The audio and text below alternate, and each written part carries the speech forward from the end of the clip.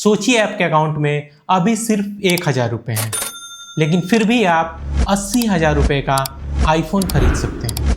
है ना कमाल की सुविधा। लेकिन यही एक सवाल है, जिस आईफोन को खरीदने के लिए आपके पास पैसे नहीं थे उसे आपने खरीदा कैसे? यही क्रेडिट कार्ड की ताकत है और यही इसकी सबसे बड़ी कमजोरी भी बन सकती है, क्योंकि क्रेडिट कार्ड आज आपको खरीदने की ताकत तो देता है, लेकिन इसका बिल आपको बाद में चुकाना पड़ता है। और अगर उस बाद की आदत लग गई तो कब छोटी छोटी परचेज एक बड़े डेट में बदल जाएगी आपको पता भी नहीं चलेगा। नमस्कार दोस्तों, आप देख रहे हैं द फाइनेंस डीएनए और आज हम लोग समझेंगे कि क्रेडिट कार्ड कैसे आपको डेट ट्रैप में फंसा सकता है, क्यों रिवॉर्ड पॉइंट्स, सोशल कंपैरिजन और ईएमआई आपको जरूरत से ज्यादा खर्च करने के लिए मजबूर कर सकता है। और वीडियो के एंड में बताऊंगा ऐसी 4 कौन सी गलतियां हैं जिन्हें अवॉइड करके आप क्रेडिट कार्ड का फायदा उठा सके हैं, और वो भी बिना डेट में फंसे।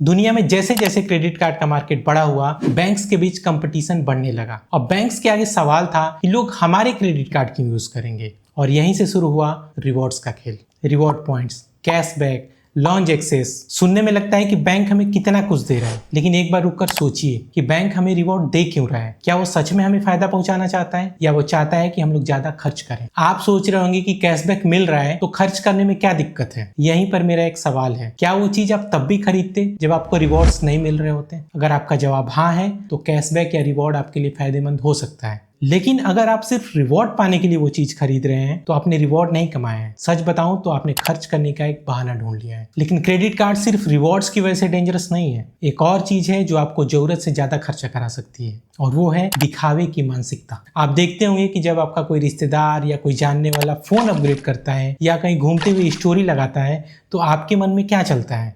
यार सब लोग आगे निकल रहे हैं, हमारे पास तो पुराना ही फोन है। और फिर दिमाग में आता है एक डेंजरस वर्ड, ईएमआई। बस यहीं से प्रॉब्लम शुरू हो जाती है, क्योंकि अब वो चीज आप जरूरत के लिए नहीं खरीद रहे हैं, अब वो इसलिए खरीद रहे हैं क्योंकि आपको भी दूसरों के जैसा दिखना है। इसी को कहते हैं सोशल कंपैरिजन ट्रैप, और क्रेडिट कार्ड इसी मानसिकता को बढ़ावा देता है। लेकिन याद रखिए, अगर आज की लाइफस्टाइल को मेंटेन करने के लिए आपको कल का पैसा खर्चा करना पड़ रहा है तो आप लाइफस्टाइल नहीं मेंटेन कर रहे हैं, बल्कि आप फ्यूचर की इनकम को पहले ही खर्च कर रहे हैं। 2026 का आरबीआई का डाटा भी यही इंडिकेट कर रहा है। आरबीआई के डाटा को देखें तो नॉन हाउसिंग रिटेल बोरोइंग की हाउस होल्ड बोरोइंग में हिस्सेदारी कुछ वर्षों में बढ़ी है और मार्च 2026 में ये शेयर बढ़कर 58.4% हो गया है, जो 2019 से 20 के करीब 50% था। मतलब साफ है, घर खरीदने के साथ साथ लोग बाकी खर्चे करने के लिए भी ज्यादा कर्ज ले रहे हैं। लेकिन सवाल ये है कि अगर इनकम उस रफ्तार से नहीं बढ़ रही है तो कंजम्पशन के लिए बोरोइंग क्यों बढ़ रही है? इसके पीछे कई वजह हो सकती है, लेकिन रोजमर्रा की जिंदगी में एक वजह साफ दिखाई देती है, और वो है लाइफस्टाइल को मेंटेन करने का प्रेशर।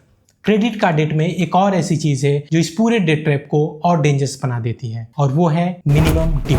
बहुत से लोग इसे सुविधा समझते हैं, लेकिन यही सबसे बड़ा ट्रैप है। मान लीजिए आपका क्रेडिट कार्ड का बिल आता है 80,000 रुपीज। ऊपर लिखा होता है टोटल ड्यू अमाउंट 80,000 और नीचे लिखा होता है मिनिमम ड्यू अमाउंट 4,000। आप तुरंत खुश हो जाते हैं और सोचते हैं अच्छा अभी सिर्फ 4,000 रुपए देना है, ठीक है बाकी अगले महीने देख लेंगे। और यहीं से ट्रैप शुरू हो जाता है, क्योंकि अगर आप लगातार मिनिमम ड्यू भरते रहें तो टोटल आउटस्टैंडिंग बैलेंस खत्म नहीं होता है, उस पर इंटरेस्ट और एप्लीकेबल चार्जेस लगते हैं, और क्रेडिट कार्ड पर इंटरेस्ट काफी ज्यादा होता है। कई क्रेडिट कार्ड में एनुअलाइज इंटरेस्ट रेट 36% से 48% या उससे भी ज्यादा हो सकता है। तो अब सवाल है क्रेडिट कार्ड को कैसे इस्तेमाल करें कि इस डेट ट्रैप से बच सकें। मैं 4 ऐसे रूल बताऊंगा जिनको फॉलो करके आप इस डेट ट्रैप से बच सकते हैं। पहला रूल है, क्रेडिट कार्ड को कभी अपना पैसा मत समझिए।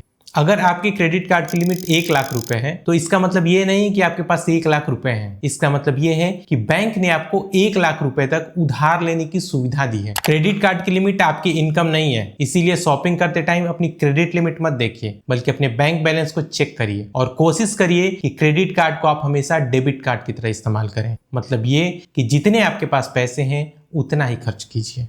रूल नंबर 2 है, रिवॉर्ड्स के लिए एक्स्ट्रा स्पेंडिंग मत करिए। कैशबैक मिल रहा है अच्छी बात है, रिवॉर्ड्स मिल रहा है और अच्छी बात है, लेकिन सिर्फ कैशबैक और रिवॉर्ड्स के लिए ऐसी शॉपिंग मत करिए जिसकी आपको जरूरत ही नहीं है। रूल नंबर 3 है, मिनिमम ड्यू को अपना टारगेट मत बनाइए। क्रेडिट कार्ड का जब भी बिल आए तो आपका टारगेट होना चाहिए कि total outstanding amount due date से पहले जमा कर दें। मिनिमम ड्यू को कभी बिल पेमेंट मत समझिए, वो सिर्फ मिनिमम रिक्वायरमेंट है। अगर आप सिर्फ मिनिमम ड्यू भरते रह गए तो डेट आपका लंबा खींच सकता है। अब बात करते हैं फोर्थ पॉइंट की, जो सबसे जरूरी है, और वो है ईएमआई। ईएमआई लेने से पहले अपने आप से एक सवाल जरूर पूछिए कि जो चीज आप ले रहे हैं उसकी जरूरत है या सिर्फ दिखाने के लिए ले रहे हैं। अगर वो आपकी जरूरत है और बिना किसी फाइनेंशियल स्ट्रेस के आप उसको अफोर्ड कर सकते हैं तो ईएमआई ठीक है, लेकिन अगर आप सिर्फ दिखाने के लिए या किसी को इम्प्रेस करने के लिए ले रहे हैं तो ये गलत है। और वीडियो के लास्ट में बस इतना ही कहूंगा कि क्रेडिट कार्ड आपको फ्री का पैसा नहीं देता है, वो सिर्फ आपके फ्यूचर की इनकम को आज खर्च करने की सुविधा देता है। फर्क सिर्फ इतना है कि आप उस सुविधा को टूल बनाते हैं या ट्रैप। अगर वीडियो आपको यूजफुल लगा हो तो वीडियो को लाइक करें और ऐसे ही सिंपल और प्रैक्टिकल फाइनेंशियल वीडियोस के लिए द फाइनेंस चैनल को सब्सक्राइब करें। और कमेंट में बताइए कि आपके पास कितने क्रेडिट कार्ड हैं और आपने कभी मिनिमम ड्यू भर के अपने बिल को आगे बढ़ाया है। और आपके भी किसी दोस्त या फैमिली मेंबर को लगता है कि क्रेडिट कार्ड मतलब फ्री मनी, तो ये वीडियो उनके साथ जरूर शेयर करिएगा। Thank you.